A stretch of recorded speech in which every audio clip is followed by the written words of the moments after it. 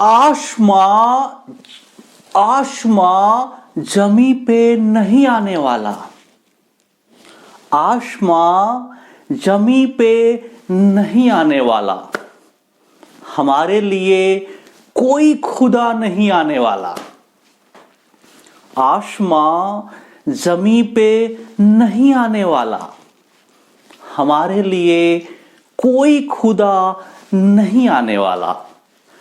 प्यास कहती है चलो रेत को निचोड़ते हैं।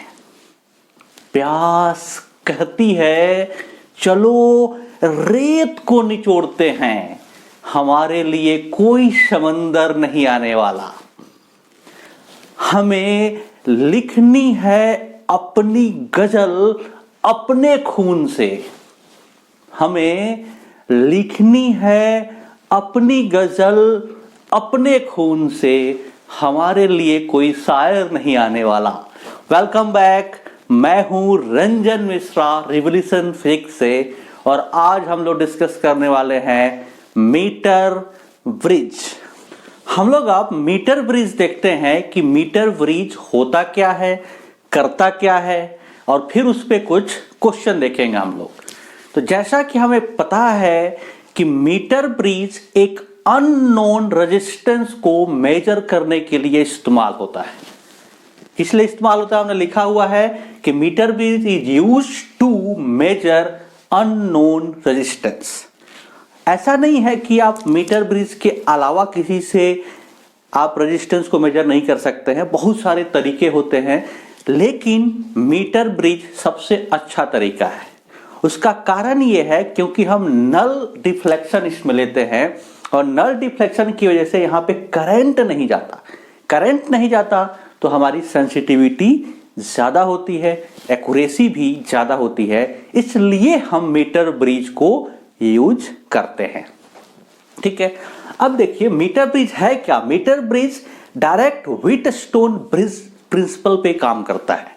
व्हीटस्टोन ब्रिज हम पहले से जानते हैं, यहां पे मैंने बना रखा है, और इसी का एप्लीकेशन ये है, तो इसको दिखाएंगे हम कि कैसे काम करता है। ठीक है, अब हमें मालूम है पहले से व्हीटस्टोन ब्रिज में कि अगर चार रेजिस्टेंस 1, 2, 3 और 4, अगर चार रेजिस्टेंस को अगर इस तरीके से अरेंज किया जाए किसी क्वाड्रिलेटरल में, ठीक है, और एक डायगोनल में गैल्वेनोमीटर को लगाया जाए और दूसरे डायगोनल में बैटरी को लगाया जाए, ठीक है, तो ब्रिज को बैलेंस कहा जाता है।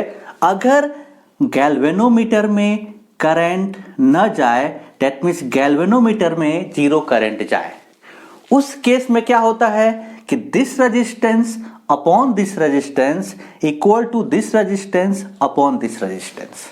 ठीक है, that is R upon S equal to this resistance upon this resistance।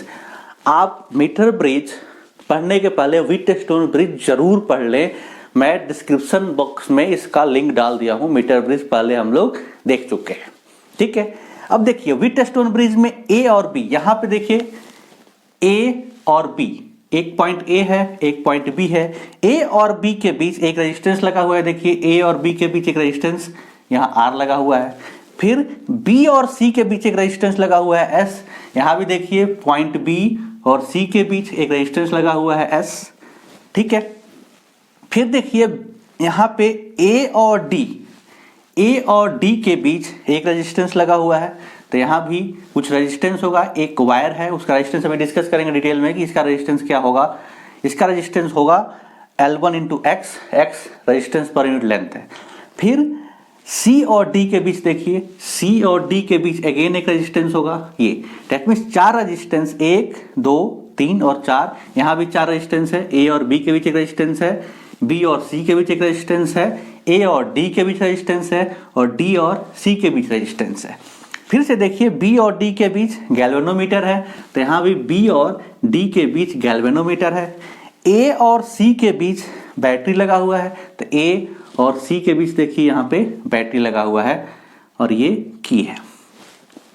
तो बस यहाँ तक मैंने इस दोनों को इसलिए बनाया हुआ है ताकि आप ये समझ सकें कि ये जो फोटो है, ये जो डायग्राम है और ये जो डायग्राम है, दोनों एक ही तरह का है। दैट मीन्स व्हीटस्टोन ब्रिज से हम इसका निकाल रहे हैं, व्हीटस्टोन ब्रिज के थ्रू ही इसको हम समझ रहे हैं। ठीक है, अब कैसे इसको यूज करेंगे समझ लीजिए। व्हीटस्टोन ब्रिज में क्या था कि अगर इसमें करंट नहीं होगा, अगर गैल्वेनोमीटर से करंट नहीं जाएगा तो R upon S must be equal to this resistance upon this resistance. ठीक है, अब इस चीज को हम लोग डिटेल में समझते हैं। पहले व्हीटस्टोन ब्रिज को, उसका कंस्ट्रक्शन देखते हैं। ठीक है, और फिर निकालेंगे कंडीशन कि कैसे हमें करना है। ठीक है, अब इसमें देखिए A और B के बीच एक R लगा हुआ है। ठीक है, ये हमें फाइंड करना है। ठीक है, ये जो रेजिस्टेंस है ये हमें पता नहीं है, दिस इज अननोन रेजिस्टेंस। और ये जो S होता है दैट इज नोन रेजिस्टेंस, ये हमें पहले से पता रहता है।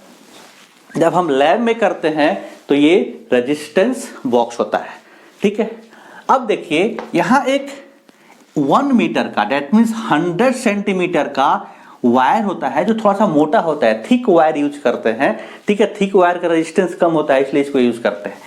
यहां से लेके A से लेके C तक 1 मीटर का एक वायर होता है। ठीक है, और फिर B से एक गैल्वेनोमीटर लगाते हैं और जॉकी के थ्रू, यहाँ जॉकी होता है, इसको आगे पीछे ऐसे करते हैं, ऐसे ऐसे ऐसे ऐसे, और फिर देखते हैं कि कहाँ पे गैल्वेनोमीटर में करंट 0 शो कर रहा है। ठीक है, अब इसको आगे पीछे करते रहे, आगे पीछे करते रहे, करते करते करते करते देखा कि इस पॉइंट पे, D पॉइंट पे हमारा गैल्वेनोमीटर में करंट 0 आ गया। तो यहाँ पे हम लेंथ मेजर कर लेते हैं L1। ठीक है, ये L1 है और ये टोटल 100 सेंटीमीटर है, तो ये 100 माइनस L1 हो गया। ठीक है, अब याद करिए, हम लोगों को पता है कि रेजिस्टेंस क्या होता है, रो L अपॉन A। रो क्या है, resistivity, A cross sectional area और लेंथ। यहां से देखिए कि R जो है डायरेक्टली प्रोपोर्शनल टू लेंथ हो गया। दैट मीन्स जो रेजिस्टेंस है लेंथ पे डायरेक्टली डिपेंड करता है। ठीक है, अब यहां देखिए A और D के बीच कुछ लेंथ है वायर का और D और C के बीच कुछ लेंथ है वायर का। तो हमने क्या किया, मान लिया कि जो X है ये है resistance per unit length, resistance per unit length. Unit length का रेजिस्टेंस X है, तो यहां पे जो लेंथ कितना है, L1। इसका मतलब इसके बीच जो रेजिस्टेंस होगा उसकी वैल्यू क्या हो जाएगी, L1 इंटू एक्स, क्योंकि ये रेजिस्टेंस पर यूनिट लेंथ है, यूनिट लेंथ का रेजिस्टेंस है, तो L1 लेंथ का L1 इंटू एक्स हो गया। और फिर इसके बीच का रेजिस्टेंस क्या होगा, इसके बीच का लेंथ कितना है, 100 माइनस L1, एक्स से मल्टीप्लाई कर दिया तो इसका रेजिस्टेंस निकल गया। ठीक है, अब व्हीटस्टोन ब्रिज कहता क्या है, व्हीटस्टोन ब्रिज ने कहा था कि अगर गैल्वेनोमीटर में करंट नहीं जाएगा तो this resistance upon this resistance must be equal to this resistance upon this resistance. तो जब करंट नहीं जाएगा, दैट मीन्स व्हेन गैल्वेनोमीटर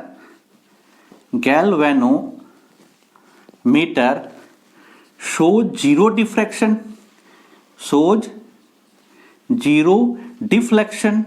ठीक है, जब जीरो डिफ्लेक्शन शो करेगा दैट मीन्स I 0 होगा गैल्वेनोमीटर में, तब क्या होगा, this resistance upon this resistance must be equal to this resistance upon this resistance. तो यहां से क्या हो जाएगा, R upon S equal to resistance across AD L1 into x upon resistance across DC 100 minus L1 into x.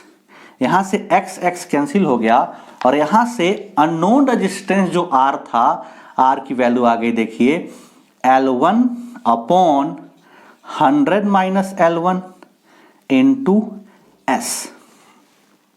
ठीक है, अब इसमें देखिए S पहले से नोन है, रेजिस्टेंस बॉक्स में S की वैल्यू हमें पहले से मालूम है। ठीक है, और इस जॉकी को आगे पीछे करके हमने L1 कैलकुलेट किया हुआ है, तो L1 एक्सपेरिमेंट से आ गया और S हमें पहले से पता है, तो R की वैल्यू आ गई। ठीक है, अब इस पे हम लोग सिंपल सिंपल सा क्वेश्चन देखते हैं, फिर कंसेप्ट और बेहतर तरीके से समझ में आएगा। क्वेश्चन देखते हैं कि कैसे मीटर ब्रिज पे क्वेश्चन होता है। ठीक है, अब क्वेश्चन देखिए, लिखा हुआ है in a metre bridge as shown the null point is found at a distance of 33.7 centimetre from A. ठीक है, कहां से? यहां से 33.7, दैट मीन शुरू में कितना डिस्टेंस पे नल पॉइंट मिला है? 33.7 सेंटीमीटर पे। अब हम लोग कंसेप्ट क्या पढ़े हुए हैं? कंसेप्ट पढ़े हुए हैं कि this resistance upon this resistance equal to this length upon this length. अभी हमने क्या पढ़ा हुआ था? R upon S equal to L1 upon 100 minus L1।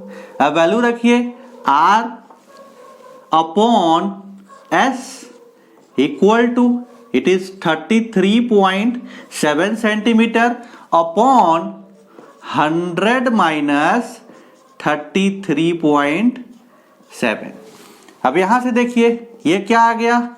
R upon S equal to 33.7 upon ये हो जाएगा 66.3। हमारे पास एक इंफॉर्मेशन R और S में एक रेशियो आ गया। ठीक है, अब फिर क्या कहा गया? अब कहा गया if now a parallel resistance of 12 ohm is connected in parallel with the S। मतलब क्या हुआ कि यहां पे आपने एक 12 ओम का और जोड़ दिया।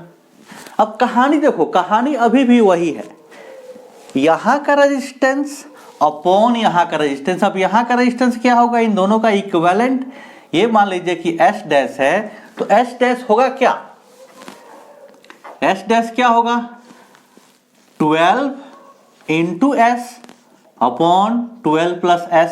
क्योंकि दो रेजिस्टेंस अगर पैरेलल में होता है, दो रेजिस्टेंस अगर पैरेलल में होता है तो हमें क्या पता है? अगर ये R1 है, ये R2 है, तो R इक्विवेलेंट क्या होता है? R1 R2 upon R1 plus R2। यही हमने लगा दिया। क्या कर दिया? ये दोनों पैरेलल में थे तो R1 R2 upon R1 plus R2। अब क्या कहा गया कि अब जो है नल पॉइंट 51.9 सेंटीमीटर पर आ रहा है। ठीक है, तो अब नया कंडीशन लगा देंगे।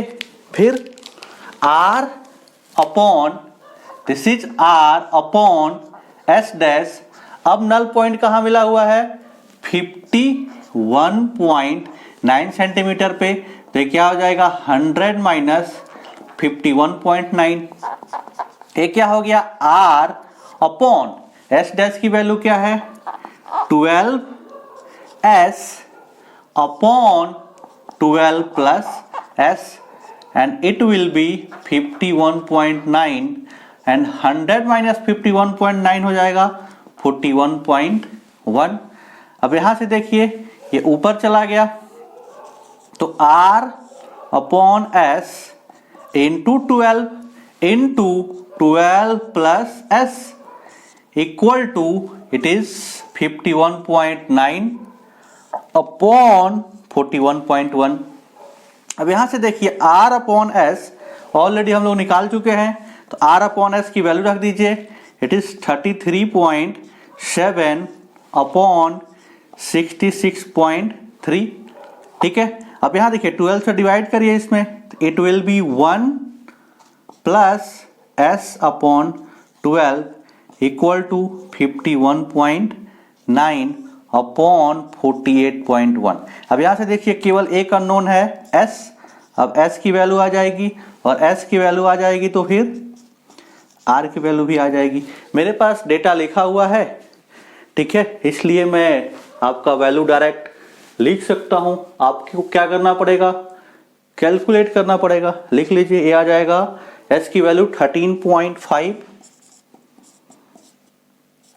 ओम और दूसरा आ जाएगा R की वैल्यू 6.86। ठीक है, तो ये हमारा एक बेसिक क्वेश्चन था। अब सेकंड क्वेश्चन देखते हैं इस पे।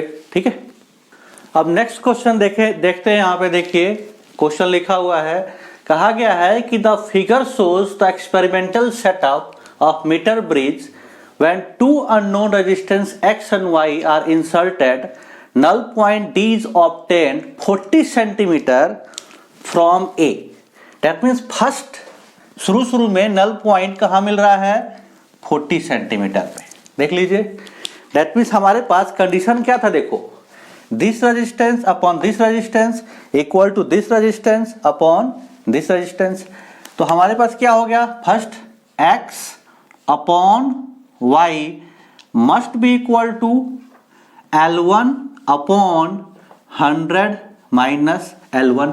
अब नल पॉइंट कहाँ पे मिला हुआ है, देखो 40 पे, that means x upon y equal to 40 और 100 माइनस 40, तो ये क्या आ गया, x upon y equal to 40 upon 60, तो इट इज 2/3।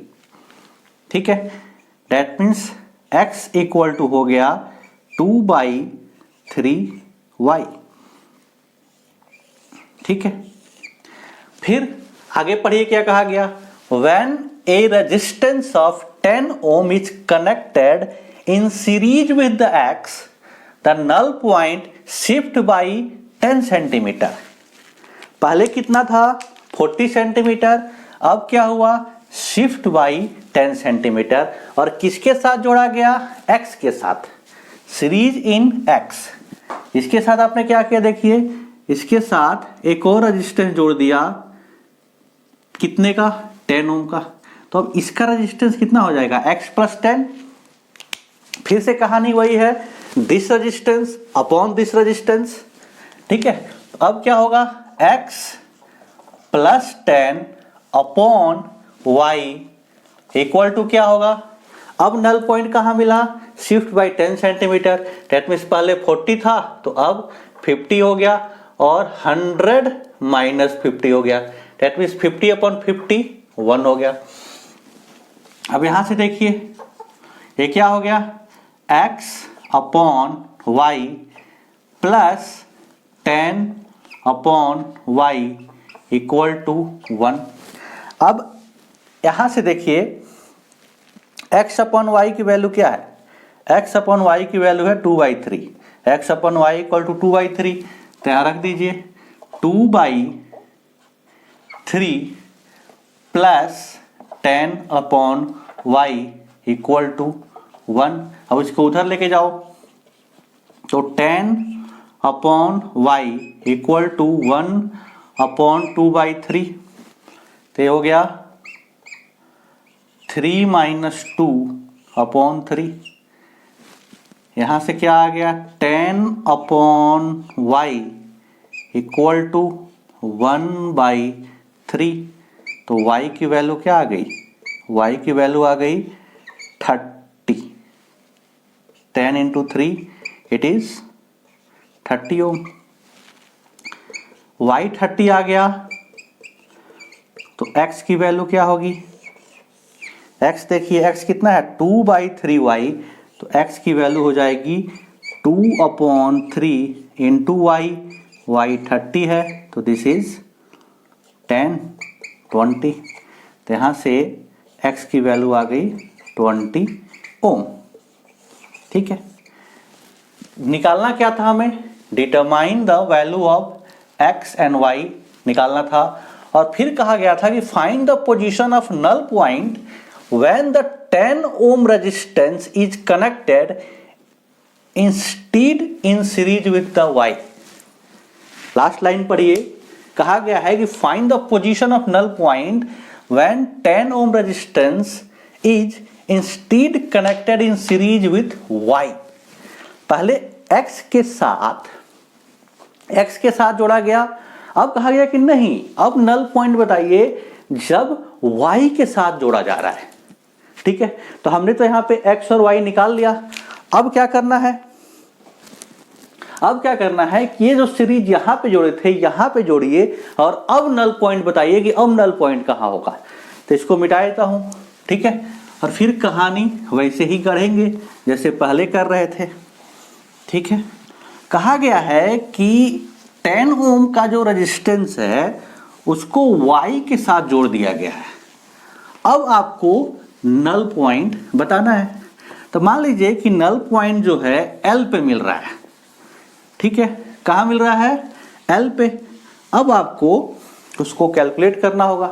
तो देखिए यहां से इसको हटा दिया, ठीक है, यहां पे हमने क्या किया, एक्स ही रहने दिया, ठीक है, और यहां पे दो रजिस्टेंस जोड़ दिया, एक एक्स और फिर एक 10 ओम जोड़ दिया, ठीक है, यहां पे एक वाई था ही और एक 10 ओम जोड़ दिया। तो फिर से कहानी वही है, देख लो क्या है, this upon this equal to यहां का नल पॉइंट, ठीक है। तो यहां क्या होगा, x अपॉन वाई प्लस 10, ठीक है। अब हमें नल पॉइंट नहीं पता है तो L और 100 माइनस L, यही L हमें निकालना है। x हमें पता है कितना 20, y हमें पता है 30, तो 30 plus 10 and this is L upon 100 minus L। ये कितना हो गया देखो, 20 upon 40 equal to L 100 minus L।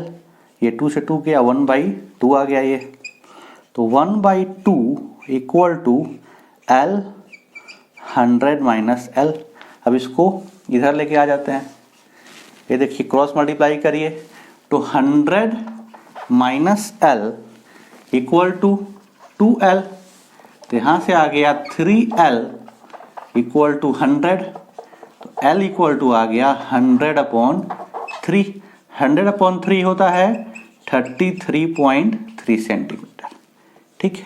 तो ये था हमारा क्वेश्चन, सिंपल सा क्वेश्चन था, ठीक है। Thank you.